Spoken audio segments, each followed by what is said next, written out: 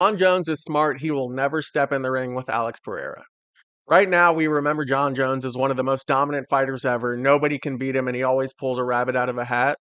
Alex Pereira is not going for that. Alex Pereira will knock John Jones out in the first round because he's better than him on the feet, and he's not going to let him get him to the ground.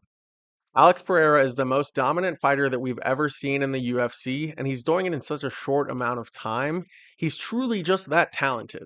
Like, he's one of a kind. We've never seen anything like Pereira before.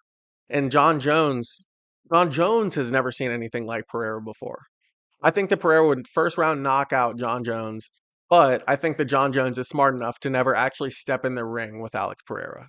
John Jones would have to lose weight and get down to 205 in order to make that fight happen. I don't know if he's committed to doing that, and I don't think that Pereira would move up to heavyweight in order to fight him. We'll see though. Dana White put Alex Pereira on the card with John Jones in 2025. Israel Adesanya needs to retire. He's lost 3 out of his last 4 fights, and honestly, he just never looked the same after Pereira beat him. Israel Adesanya needs to retire. He's lost 3 of his last 4 fights, and when a fighter gets knocked out like the way he did against Alex Pereira, they're just never the same. When he goes in the ring now, he looks scared. He's not really dangerous to knock anybody out anymore, but most of the time he's just fighting to stay alive. His last fight against Driscus was super one-sided. Basically, as soon as the bell rung, you could tell that Adesanya was like dancing around him. He was scared to get in there with Driscus, and then eventually Driscus just dominated the fight and beat Adesanya. Even after the fight, Adesanya was acting soft and saying like, "Oh, I have respect for Driscus and all this stuff," when Driscus had been insanely disrespectful the entire pre-fight lead up. Israel Adesanya just doesn't have that dog in him anymore. He's not determined to do it. At this point, he's just tarnishing his own legacy by continuing to fight. Israel Adesanya is tarnishing his own legacy by continuing to fight. Nobody wants to remember him getting knocked out 4 and 5 times before he finally gives up. At this point, he's 35 years old. He should take the money that he's made and he should retire or try to get into some sort of broadcasting career. His fighting days are over. If anything, Israel Adesanya should try to fight Jake Paul, collect a big bag, and then retire after that. But in terms of MMA, his UFC days are over, and I think February 1st he's going to take another loss again. Sean Strickland is the biggest fraud in UFC history. He hasn't beat any of his real competition. His best win so far is an old Israel Adesanya. If you look at the guys that he's lost to Pereira, he's lost to Driscus, and he's lost to Jared Cannonier. Who has Sean Strickland actually beat? He's on Twitter talking all of the time. He's on Twitter beating up streamers. What is this guy doing? He's not a UFC fighter. If you want to fight somebody, go get some actual competition. Driscus is going to beat the dog shit out of Sean Strickland on February 8th. Sean Strickland doesn't even deserve to be in this position because who has he beat? He's lost to Alex Pereira, he's lost to Cannonier, and he's already lost to Driscus. Why does he even deserve another title fight? I'm tired of hearing this guy talk on Twitter. I'm tired of seeing him beat up streamers, and I just don't want to hear from this guy anymore. Driscus is going to make that fight one-sided. He's going to show Sean Strickland that he's not a real MMA fighter. Sean Strickland's just a guy off the street. Let's just keep it 100. He's not an MMA fighter.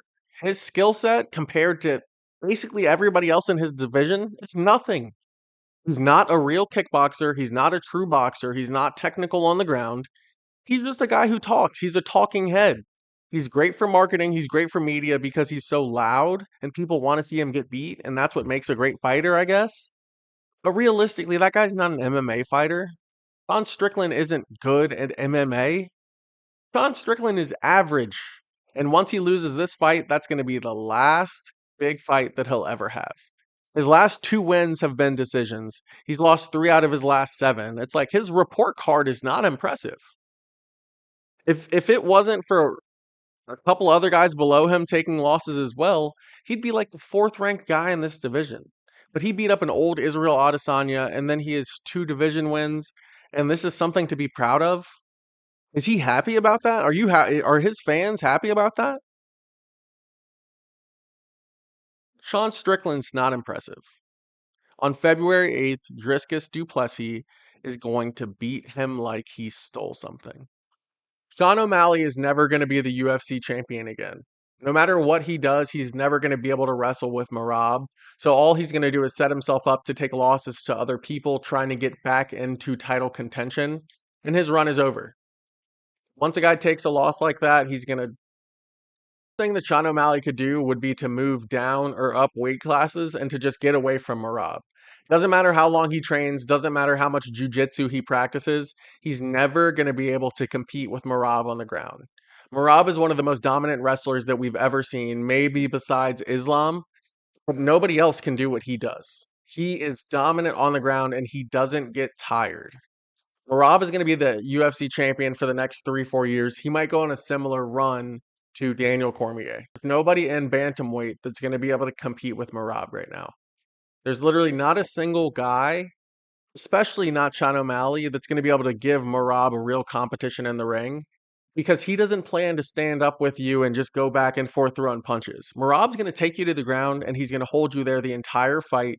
He's going to dominate you and he's going to show you that he is the best in the world at what he does.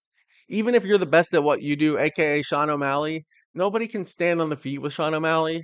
That's why the UFC is special. You don't have to stand on the feet with him. Merab will take him to the ground every single time that they fight for the rest of their careers, and he will never let him up. But Merab can do that to anybody. Unless Merab gets old or he gets injured, there's nobody in bantamweight who's going to be able to compete with him.